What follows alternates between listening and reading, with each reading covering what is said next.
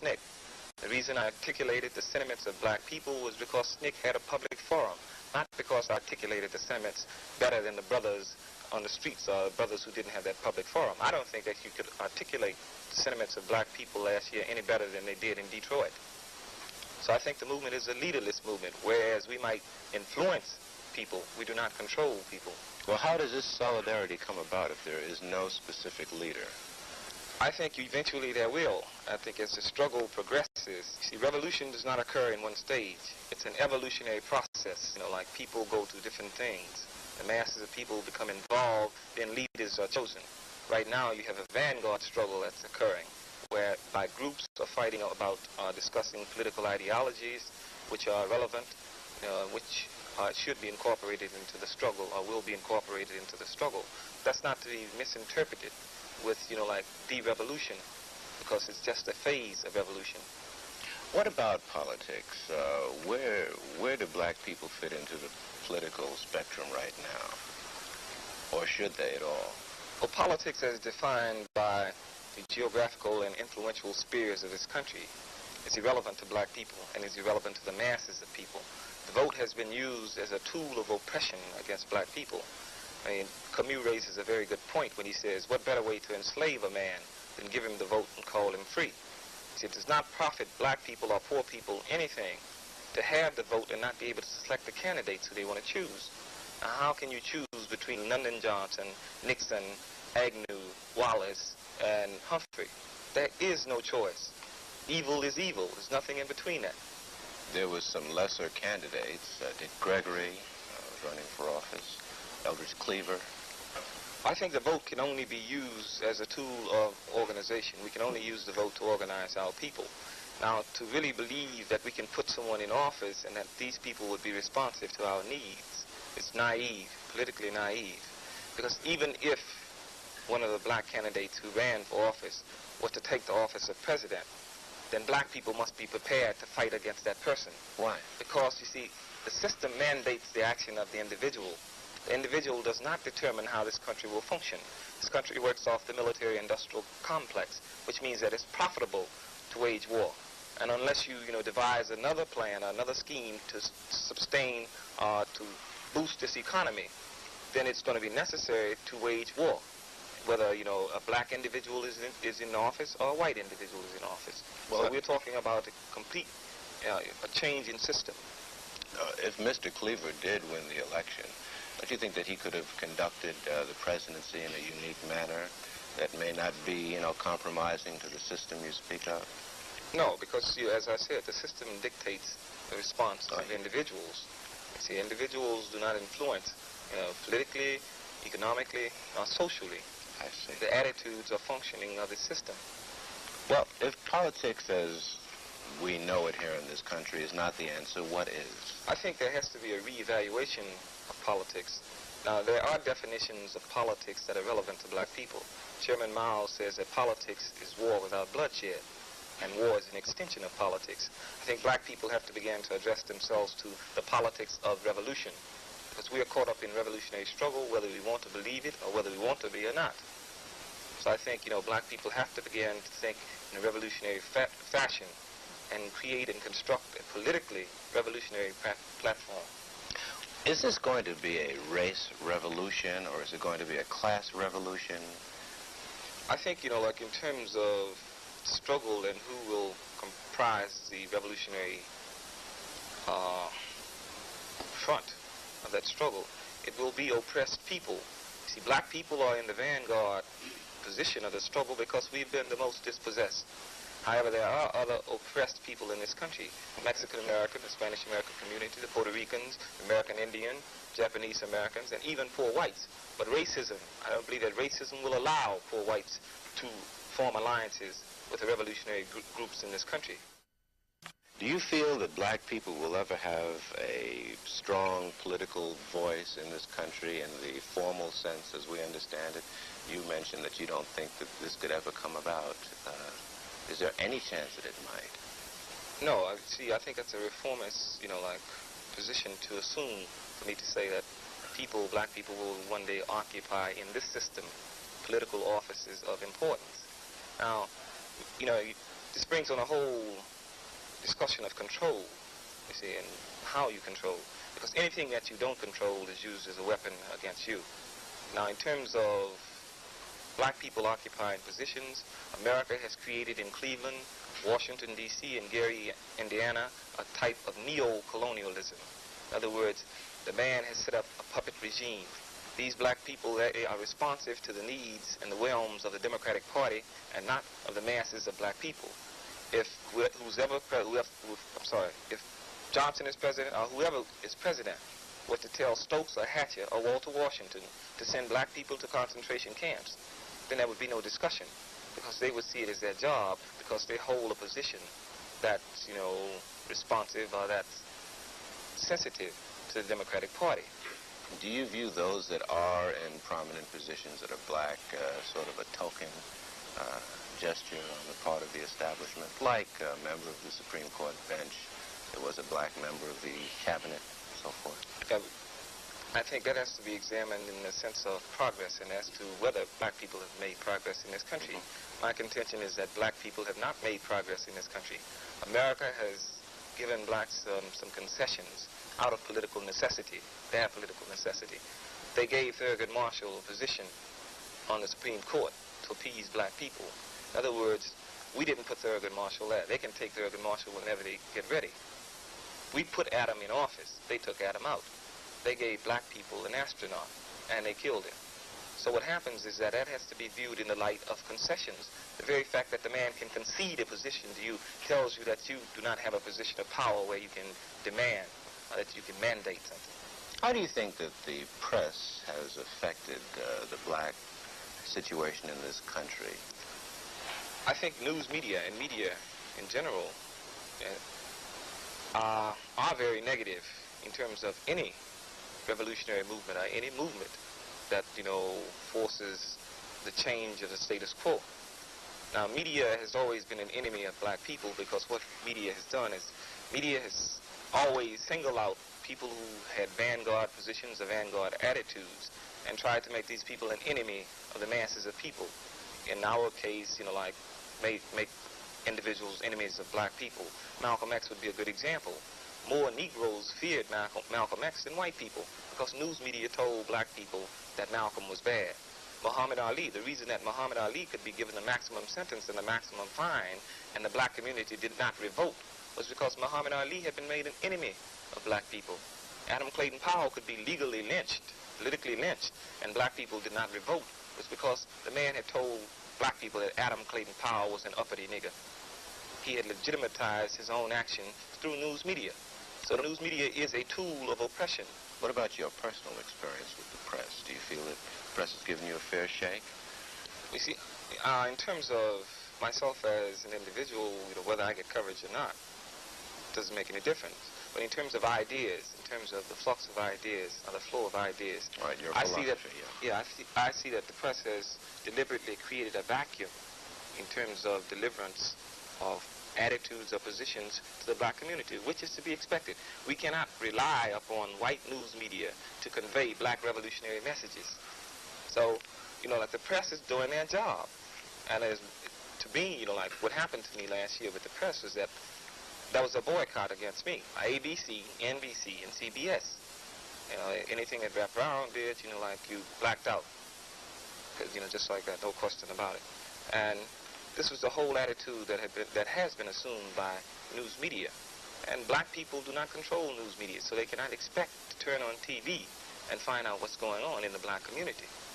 Just like, you know, for example, in New York Times, one of the biggest pieces of white nationalism that exists in the country. You have been quoted in the media, and you have been given some exposure. I think what you're saying is that the quality of that exposure leaves something to be desired. Or do you feel that you weren't totally excluded? You know, like it's not an exclusion of individuals. It's an exclusion of positions, of vanguard positions, which again, I say, you know, like news media being what it is and serving who it serves is to be expected of news media. I think, you know, like black people, the total community of black people are for revolutionary change. Okay, so that's roughly 11%. And any group, any oppressed group, you know, who wants to better their situation out of necessity has to be for revolutionary change, because the system is incapable of changing itself. So by the very fact that it is incapable of changing, it says that you're for revolutionary change. I see. It follows then that it will not be, there's no way of forecasting when it's going to come about. It's sort of a pressure that is building constantly. See, as I said, I think revolution is an evolutionary process. I think as repression increases, people must respond to that repression. Now, the dilemma that the black movement is in today is that, you know, there's a divisiveness that exists in the black community between what's considered cultural nationalists and political nationalists. Now, understand, the man system endorses cultural nationalism. He will give people money to open up dashiki shops, will give people money to open up bookstores, because he knows that if you keep the people thinking culturally, then they won't move politically. My position is that culture has to be political. Everything has to be political. And in terms of the struggle, that political direction will, you know, give rise to the revolutionary struggle as a result of the repression that will be brought down because of political struggle. See, I think that it's significant to note that the laws that have been passed in this country for the past 10 years have been laws of a repressive nature to deal with black people. In other words, the Omnibus Crime Bill speaks directly to black people. So the Anti-Riot Bill tells black people when they can travel, how they can travel, and if they can travel. The McCarran Act of 1950, Internal Security, which came as a result of the Internal Security Act, created concentration camps in this country for black people. And so I think, you know, like in terms of the repression and in terms of the role of the vanguard groups, I think the role of the vanguard group is to bring that repression down before the timetable that has been set up by the system runs its full course. I think it's our responsibility to get the masses involved. And the way you get the masses involved is that you bring the repression down. When you begin to execute political programs, then out of necessity, the system has to do certain things to control or try to, you know, put an end to the type of political action that you're executing. And by doing this, they involve the masses of people. The masses of people, from our position, from our viewpoint, is unorganizable. You can't hope to organize the masses of people. Oppression organizes the masses of people. White folks make more revolutionaries than I ever could make. Well, let's go back a bit. Let's backtrack. What happened with you and SNCC? Why did you leave? Well, my term as chairman expired. Yeah. And, you know, like, there was an election, and Brother Phil Hutchins was elected program secretary. There was a restructuring of the organization because what had happened was that the man had effectively directed his repressive laws against individuals. And when this had happened, you know, it created a vacuum. When I was off the scene, you know, like, people who respond to me would not respond to other individuals. So what we did, we created a decentralized type of decentralization occurred, in whereby we created other people to be spokesmen. See, people have to get out of the idea that individuals lead movements. See, it's the revolutionary is the individual who's on the other side of that camera. These are the people who will make the revolution. They have responsibilities to the revolution and to themselves. And, you know, like, if individuals articulate positions, it's perhaps because they have public forums, not because they know more than anybody else, not because they are more oppressed than anybody else. So black people have to begin to understand the role that they have to play in that revolution is determined by them. What about the future for you, Rap? Where will you fit in as this revolutionary process evolves? Good question. In terms of the legal cases that I have in court now, the man, you know, like, is moving against me as an individual to put me away and to get rid of me and get me off, you know, out the streets. Now, I think, you know, everything hinges and pins upon the nature of the struggle that's conducted in this country. If black people wage successful revolutionary struggle in this country, then every black cat in jail, you know, he doesn't have to worry about being in prison because he's black. But, you know, my fate, as the fate of, you know, every other black person in this country, depends upon what we do. You feel that that the law is truly, justice is truly blind, or you feel that it's a... No, justice ain't blind. Justice see white folks mighty well. As a matter of fact, justice means just us white folks in this country. See, for black people, justice is a joke. no such thing as justice in this country for black people. The courts are a tool of oppression. The courts, like help to execute the genocide, the type of genocide that has been practiced against black people in this country for 400 years. Why is it that there's not much exposure about what you feel, if it is true that justice is not blind, that it does favor one segment of the society? Why isn't it attacked more by responsible agencies? The very reason that they're responsible means that the very statement responsible agents say that they're not going to respond. Because, in terms of the status quo is never attacked by the comfortable people, the people who, profit from it. And so as to expect, the responsible Negroes or the responsible white people, to attack the system from the basis that poor people and oppressed people will attack it, is out of the question. You say that America as it stands just cannot be as far as the black man is concerned. Does this mean that the democratic idea, not how it's practiced, but the idea of a democracy is not valid? I think that in terms of, there has been no successful example of democracy as it's taught in this country. I'm not even talking about as it's practiced. I'm talking about as it's taught in this country. How about the Constitution? Looks good on paper. I think, the Constitution has a lot of valid ideas and thoughts. But you see that the contradictions that exist in this country are created out of the 13th, 14th, and 15th Amendment. And otherwise, Constitution is nothing but white people's paper. It's advantageous and it's favorable for white people. They created contradictions to the Constitution when they added the 14th, 13th, 14th, 15th Amendment. Rap, what effect is the end of the Vietnam War going to have on the situation here in this country? I think that if, America has ever run out of Vietnam and defeated, as they should be in Vietnam, then black people over here will have to, be in a position where they can defend themselves. Because I think that aggression that's being directed against the Vietnamese people will be turned inwardly against black people in this country. See, America, in terms of where she goes and, who she controls, the whole sphere of influence is diminishing. America is fighting on about 5 or 6 different fronts right now. Latin America, Africa, Middle East, and Vietnam, and here, domestically.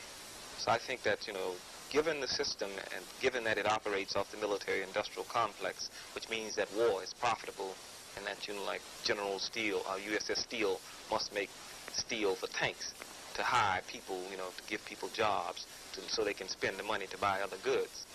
The very fact that the system operates off that principle means that when the man comes back, when the man is run out of every country, then it will become necessary to wage war in his own country. This is an utter contradiction to what a lot of politicians said, that when the war in Vietnam ends, then we can use all that money to sort of solve our racial ills here.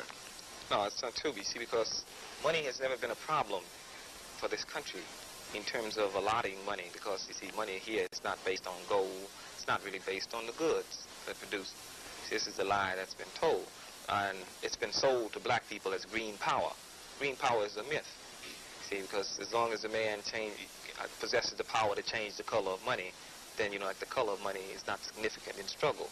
He can give black people all the green money in the world and tell them they're using red money tomorrow. Black people have to go work for red money. In terms of what he did to the international monetary system. Now, the United States has a budget, annual budget of $800 billion. They had only $12 billion worth of gold. Now, in terms of their foreign spending, it exceeded the quantity of gold that they had in this country. So France was putting pressure on the United States by demanding payment in gold from paper currency. So what the United States did was that the United States said, okay, we're going to change the rules. They put pressure on the international monetary system, and they changed the whole international monetary standards from gold to paper gold. And they did that because they have power. Not because the money they had was so good. They had power. Thank you, Rap. Imam Jamil Al-Amin has been behind bars in the Georgia State Prison in Reidsville since March 16, 2002, for a crime he insists he did not commit. In August of 2007, he was transferred to another solitary cell in the Florence State Prison in Colorado, 1,400 miles away from Georgia, impeding family and friends from regular visits. Also being isolated from any contacts with other inmates, barring him from worship with anyone else. Like It Is will continue to follow this story.